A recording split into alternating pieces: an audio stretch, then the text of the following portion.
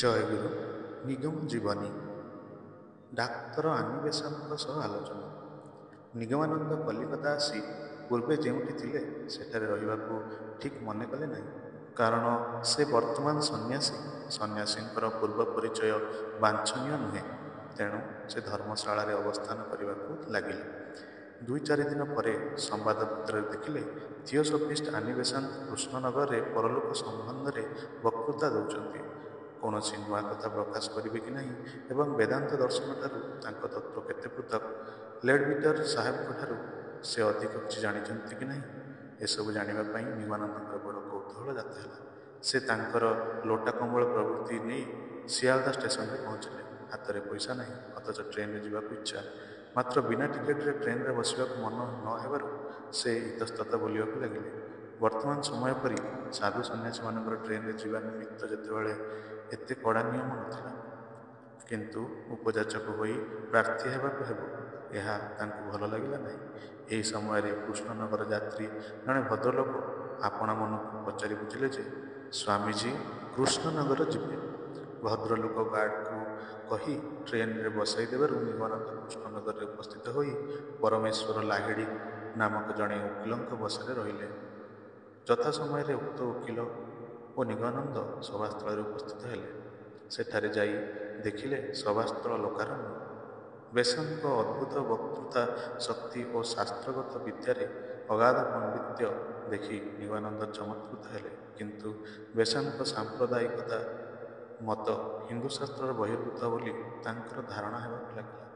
ବେସାନ୍ତ ବକ୍ତୃତା ଶେଷରେ କହିଲେ ଯେ ଯଦି କାହାର ତାଙ୍କ ପ୍ରକୃତିରେ କିଛି ଆପତ୍ତି କରିବାର ଥାଏ କିମ୍ବା କୌଣସି ଅଂଶ ସମ୍ବନ୍ଧରେ କିଛି ଆଲୋଚନା କରିବାର ଥାଏ, ତେବେ ତାଙ୍କ ବସାକୁ ଗଲେ ସେ ତାହା ଶୁଣିବେ ଓ ମୀମାଂସା କରିଦେବେ। ପରଦିନ ନିଗମାନନ୍ଦ ପୂର୍ବୋକ୍ତ ଓକିଲ ମହାଶୟଙ୍କୁ ସଙ୍ଗରେ ନେଇ ବେସାନ୍ତଙ୍କ ବସାକୁ ଯାଇ କହିଲେ, ଆପଣ ବକ୍ତୃତାର କୌଣସି ଅଂଶରେ କହିଛନ୍ତି କି ମୃତ୍ୟୁ ପରେ ପ୍ରତ୍ୟେକ ବ୍ୟକ୍ତିଙ୍କର ପୃଥିବୀରେ ଜୀବିତାବସ୍ଥାରେ ଘଟିଥିବା ସମସ୍ତ ଘଟଣା ମନେଥାଏ। ଏହା କିପରି ବା ସମ୍ଭବ ହୋଇପାରିବ? ବେସାନ୍ତ: କାହିଁକି ସମ୍ଭବ ହୋଇପାରିବ ନାହିଁ? ପ୍ରତ୍ୟେକ ଘଟଣା ମୃତ ବ୍ୟକ୍ତିଙ୍କର ମନେଥାଏ। ନିଗମାନନ୍ଦ: ମୃତ୍ୟୁ ପରେ ପ୍ରତ୍ୟେକ ଘଟଣା ଯଦି ଜୀବର ମନେ ରହିବ, ତେବେ ଆଉ ପୁନର୍ଜନ୍ମ ହେବ ନାହିଁ। ବେସାନ୍ତ: କାହିଁକି ହେବ ନାହିଁ? ନିଶ୍ଚୟ ହେବ। ନିଗମାନନ୍ଦ: ସତ୍ ଅସତ୍ ଘଟଣା ସବୁ ଯଦି ପରକାଳରେ ସ୍ମରଣ ହୁଏ ଏବଂ ସେ ସବୁର ଫଳାଫଳ ଯଦି ସ୍ମୃତିପଟରେ ଉଦୟ ହୁଏ, ତେବେ ମନ୍ଦ ପଥ ପରିତ୍ୟାଗ କରି ପ୍ରତ୍ୟେକ ଲୋକ କ୍ରମୋନ୍ନତି ପଥରେ ଉପରକୁ ଉଠିଯିବେ, ଆଉ ଜନ୍ମ ହେବେ ନାହିଁ।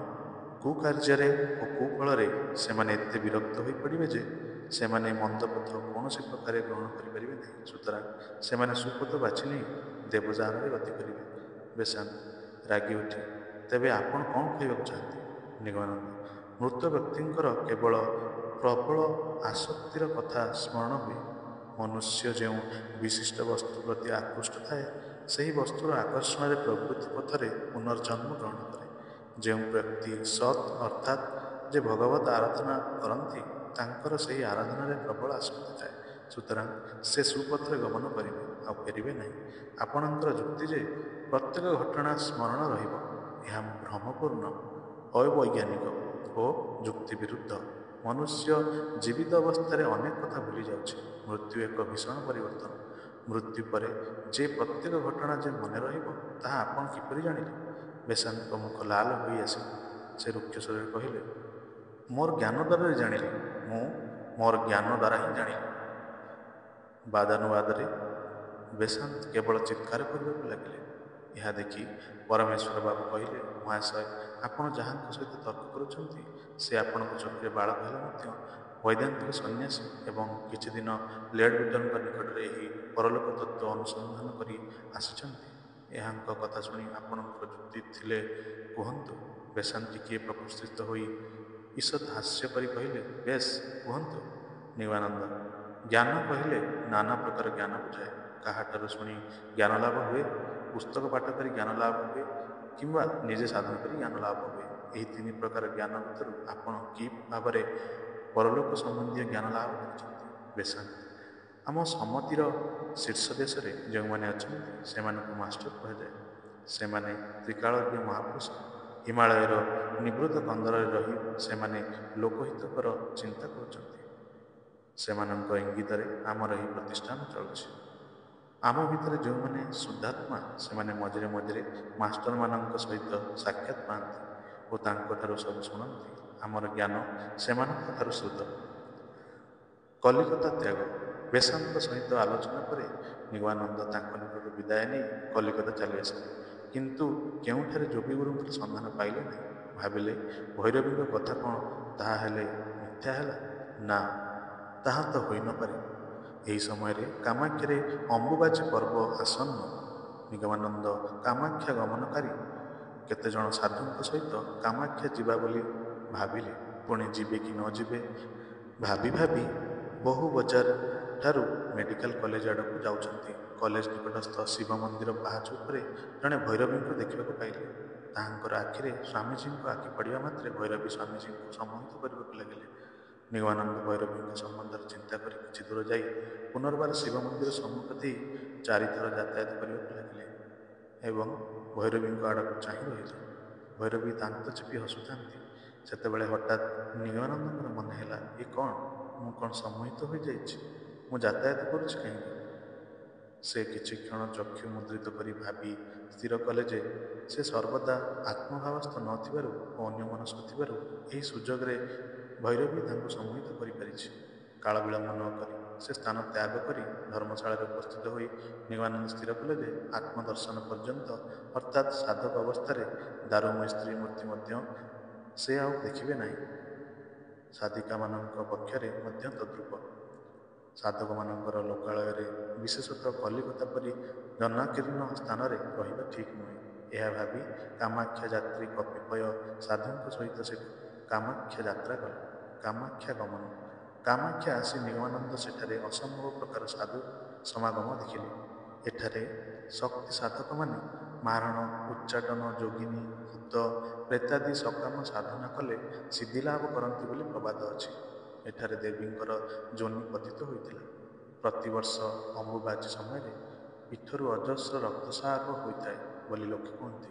ଜନଶ୍ରୁତିକୁ ପରୀକ୍ଷା କରିବା ନିମିତ୍ତ ନିଗମାନନ୍ଦ ପଣ୍ଡାକୁ ପ୍ରତି ରାତ୍ରିରେ 2 ଟଙ୍କା ଦେଇ ମନ୍ଦିର ଅଭ୍ୟନ୍ତରକୁ ଯାଇ ପୀଠ ମଧ୍ୟରେ ହାତ ଦେଇ ଦେଖିଲେ ଏହା ମିଥ୍ୟା। ତେବେ ଏଠାରେ ଗୋଟିଏ ପାରଦର ପ୍ରସ୍ରବଣ ଅଛି ବୋଲି ତାଙ୍କର ମନେ ହେଲା। ଅମ୍ବୁବାଚୀ ପର୍ବ ଗତ ହେଲା। କିଛି ଦିନ ସେଠାରେ ରହିବା ପରେ ତାଙ୍କର ପରଶୁରାମ ତୀର୍ଥ ଦର୍ଶନ କରିବାକୁ ଇଚ୍ଛା ହେଲା। କାମାକ୍ଷାରେ ଶୀତକାଳ ପର୍ଯ୍ୟନ୍ତ ଅପେକ୍ଷା କରି ସେ ଗୌହାଟୀରୁ ଦିବ୍ରୁଗଡ଼ ଆସି କେତେଜଣ ସାଧୁଙ୍କ ସହିତ ଟ୍ରେନରେ ଯାଇ ସାଦିଆରେ ପହଞ୍ଚିଲେ। ସେଠାରୁ ଦୁର୍ଗମ ସ୍ୱାପଦ ସଂକୁଳ ବନଭୂମି ଅତିକ୍ରମ କରି ପରଶୁରାମ ତୀର୍ଥରେ ଉପନୀତ ହେଲେ। ପରଶୁରାମ ତୀର୍ଥ। ନିଗମାନନ୍ଦ ପରଶୁରାମ ତୀର୍ଥରେ ପହଞ୍ଚି ବ୍ରହ୍ମକୁଣ୍ଡରେ ସ୍ନାନ ସମାପନ କରି ସେଠାରେ ଅବସ୍ଥାନ କଲେ। 2 ଦିନ ପରେ ସେ ପ୍ରବଳ ଜ୍ୱର ଓ ଆମାଶୟ ରୋଗରେ ଆକ୍ରାନ୍ତ ହୋଇ ପଡ଼ିଲେ। ତାଙ୍କର ଉତ୍ଥାନ ଶକ୍ତି ରହିତ ହୋଇଗଲା। ନିଗମାନନ୍ଦ ବଡ଼ ଚିନ୍ତିତ ହୋଇ ସଙ୍ଗୀମାନଙ୍କୁ 2-4 ଦିନ ଅପେକ୍ଷା କରିବାକୁ କହିଲେ। କିନ୍ତୁ ସେମାନେ ଦିନେ ନିଗମାନନ୍ଦଙ୍କ ଅଗୋଚରରେ ରାତ୍ରିରୁ ଉଠି ପଳାଇଗଲେ। ନିଗମାନନ୍ଦ ତାହା ପରଦିନ ସକାଳୁ ଉଠି ଦେଖିଲେ ଯେ ସଙ୍ଗୀମାନେ ତାଙ୍କୁ ଛାଡ଼ି ଚାଲି ଯାଇଛନ୍ତି। ଆଉ କେହି ନାହାନ୍ତି। ଏକାକୀ ଏହି ପାହାଡ଼ିଆ ଜଙ୍ଗଲରେ କେଉଁଠାକୁ ଯିବେ ଭାବି ତାଙ୍କ ଦେହ ଥରି ଉଠିଲା। ଏହି ସମୟରେ ଜଣେ ପାହାଡ଼ିଆ ଲୋକ ଆସି ଉପସ୍ଥିତ ହେଲା। ସେ ନିଗମାନନ୍ଦଙ୍କ ଯନ୍ତ୍ରଣା ଦେଖି ବନ୍ୟ ଲତାପତ୍ର ଆଣି ତାହାର ରସ ଖାଇବାକୁ ଦେଇ ତାହା ସଙ୍ଗରେ ଯିବାକୁ ଇଙ୍ଗିତ କଲା। ନିଗମାନନ୍ଦ ବାଧ୍ୟ ହୋଇ ତାହା କାନ୍ଧରେ ଭରା ଦେଇ ତାହାର କୁଟୀର ଗଲେ। ପାହାଡ଼ିଆ ଲୋକଙ୍କ ଆତିଥ୍ୟ। ଆମ୍ଭେମାନେ ସଭ୍ୟ ଶିକ୍ଷିତ ବୋଲି ଅଭିମାନ କରୁ, କିନ୍ତୁ ଅତିଥି ଦେଖିଲେ ଦିନକ ପାଇଁ ମଧ୍ୟ ଆଶ୍ରୟ ଦେବାକୁ କୁଣ୍ଠିତ ହୋଇଥାଉ। କାହାକୁ ବିପଦରେ ପଡ଼ିବା ଦେଖିଲେ ତାକୁ ଚାହୁଁନାହୁଁ। କିନ୍ତୁ ଏ ଅଶିକ୍ଷିତ ଜଙ୍ଗଲୀ ଲୋକଙ୍କର ଦୟା ଓ ଆତିଥ୍ୟରେ ନିଗମାନନ୍ଦ ମୁଗ୍ଧ ହେଲେ। ସେମାନଙ୍କ ସେବା ଶୁଶ୍ରୂଷାରେ କ୍ରମେ ସେ ସୁସ୍ଥ ହେବାକୁ ଲାଗିଲେ। ପାହାଡ଼ ଭ୍ରମଣ। ଗୋଟିଏ ସ୍ଥାନରେ ବେଶୀ ଦିନ ରହିବାକୁ ଭଲ ନ ଲାଗିବାରୁ ନିଗମାନନ୍ଦ ଦିନେ ଦିନେ ପାହାଡ଼ର ଏଣେତେଣେ ବୁଲିବାକୁ ଯାଆନ୍ତି। ଦୂରବର୍ତ୍ତୀ ଅନେକ ପାହାଡ଼ୀ ଲୋକଙ୍କ ସହିତ ମଧ୍ୟ ତାଙ୍କର ପରିଚୟ ହେଲା। ସେ ପ୍ରତ୍ୟହ ନୂତନ ସ୍ଥାନକୁ ଯାଇ ଭ୍ରମଣ କରି ଚାରିଆଡ଼ର ଦର୍ଶନୀୟ ଶୋଭାମାନ ଲେଖିବାକୁ ଲାଗିଲେ। ବସ୍ତି ପରେ ବସ୍ତି, ଜଙ୍ଗଲ ପରେ ଜଙ୍ଗଲ ଅତିକ୍ରମ କରୁ କରୁ ଦିନେ ନିଗମାନନ୍ଦ ବ୍ରହ୍ମକୁଣ୍ଡର ପ୍ରାୟ 40 ମାଇଲ ଉତ୍ତରରେ ଥିବା ଗୋଟିଏ ପାହାଡ଼ିଆ ବସ୍ତିରେ ଯାଇ ପହଞ୍ଚିଲେ। ଏହି ବସ୍ତିରେ ଅବସ୍ଥାନ କରୁଥିବା ସମୟରେ ନିଗମାନନ୍ଦ ଦିନେ ଉପରବେଳା ଗୋଟିଏ ଛିଣ୍ଡା ତାଳିପକା ଛତା ନେଇ ବୁଲିବାକୁ ଯାଇଥିଲେ। ଅନେକ ଉଚ୍ଚ ନୀଚ ପାହାଡ଼ ପାର ହୋଇ ସେ ଗୋଟିଏ ସୁନ୍ଦର ମନୋରମ ସ୍ଥାନରେ ଆସି ଉପସ୍ଥିତ ହେଲେ। ଏହି ସ୍ଥାନର ପ୍ରାକୃତିକ ସୌନ୍ଦର୍ଯ୍ୟରେ ମୁଗ୍ଧ ହୋଇ ସେ କ୍ଳାନ୍ତି ଦୂର କରିବା ନିମିତ୍ତ ସେଠାରେ ବସି ପଡ଼ିଲେ। ସେ ବସି ବସି ଭଗବାନଙ୍କର ବିଚିତ୍ର ସୃଷ୍ଟି ରହସ୍ୟ କଥା ଚିନ୍ତା କରିବାକୁ ଲାଗିଲେ। କେତେ ନଦୀ, କେତେ ପାହାଡ଼, ପର୍ବତ, ଦେଶ ବିଦେଶର କଥା ତାଙ୍କର ମନେ ପଡ଼ିଗଲା। ଜନ୍ମଭୂମି କଥା, ଜୀବନର ପୂର୍ବ ଅବସ୍ଥା, ବାଲ୍ୟକାଳ, ପିତାମାତା, ବନ୍ଧୁବାନ୍ଧବ, ଆତ୍ମୀୟ ସ୍ୱଜନଙ୍କ କଥା ମଧ୍ୟ ଗୋଟି ଗୋଟି କରି ମନରେ ଖେଳିଗଲା। ଅବଶେଷରେ ସ୍ତ୍ରୀଙ୍କର କଥା ମନେ ପଡ଼ିବାରୁ ମନ ଚଞ୍ଚଳ ହୋଇଉଠିଲା। ବେଦ, ବେଦାନ୍ତ, ଉପନିଷଦ, ପୁରାଣ ଆଦି ଏତେ ଅଭ୍ୟାସ କରିଥିଲେ ହେଁ ସେ ସମୟରେ କେହି ସେ ଚିନ୍ତା ସ୍ରୋତକୁ ବାଧା ଦେଇପାରିଲେ ନାହିଁ। ନିଗମାନନ୍ଦ ଭାବିଲେ, ତାହାହେଲେ ଏତେ ଦିନ ହେଲା କ'ଣ ମିଛରେ ବେଦାନ୍ତ ଅଭ୍ୟାସ କଲି? କାହିଁ କେହି ତ ମୋର ଏହି ସଂସ୍କାରରେ ସ୍ରୋତକୁ ବାଧା ଦେଇପାରିଲେ ନାହିଁ। ସେ କ୍ରମେ ଆତ୍ମହରା ହୋଇପଡ଼ିଲେ।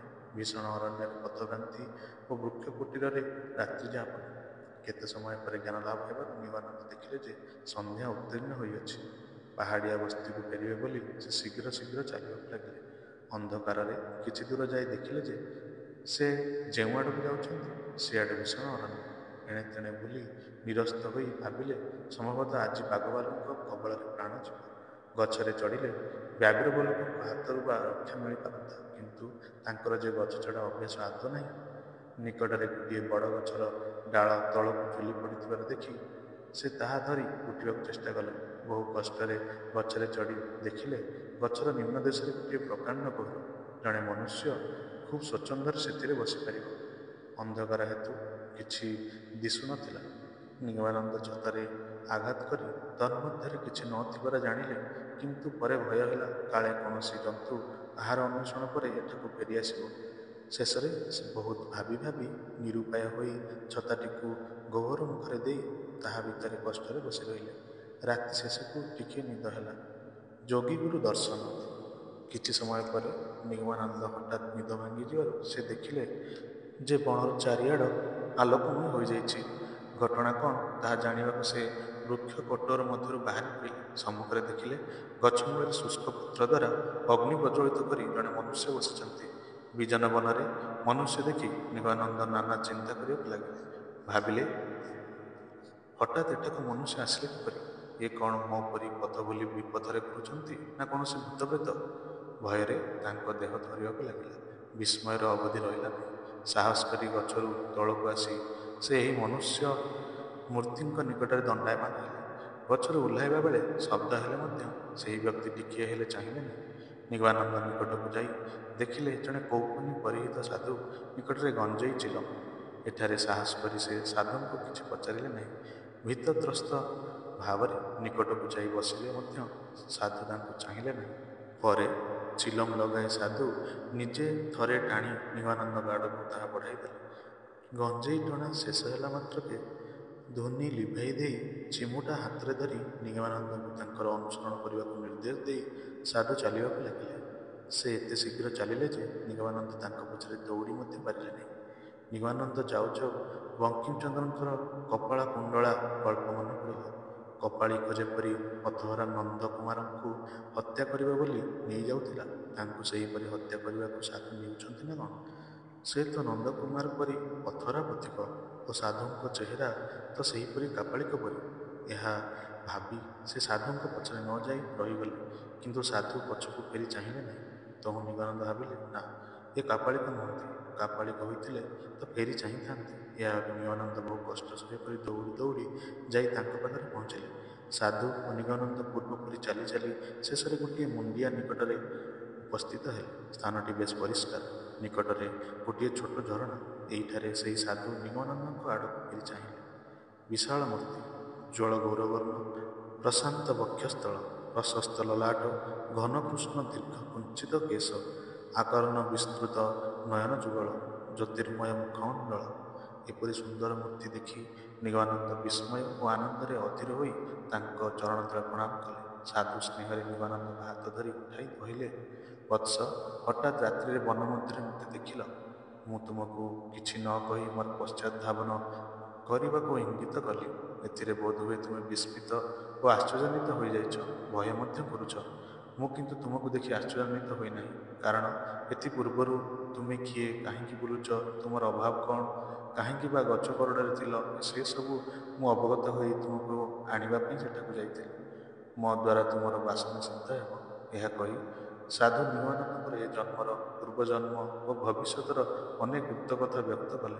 ତାହା ଶୁଣି ନିଗମାନନ୍ଦ ଆହୁରି ଆଶ୍ଚର୍ଯ୍ୟାନ୍ୱିତ ହୋଇଗଲେ। ସେ ବୁଝିଲେ ଏ ଜଣେ ପ୍ରକୃତ ଯୋଗସିଦ୍ଧ ମହାପୁରୁଷ। ତେଣୁ ସବୁ ଦୁଃଖ କଷ୍ଟ ଭୁଲି ତାଙ୍କୁ ଆତ୍ମସମର୍ପଣ କରି ତାଙ୍କ ନିକଟରେ ଶରଣ ପ୍ରାର୍ଥୀ ହେଲେ। ଜୟ ଗୁରୁ। ପରବର୍ତ୍ତୀ ଅଧ୍ୟାୟ ଯୋଗଶାସ୍ତ୍ର ଆଲୋଚନା। ଜୟ ଗୁରୁ।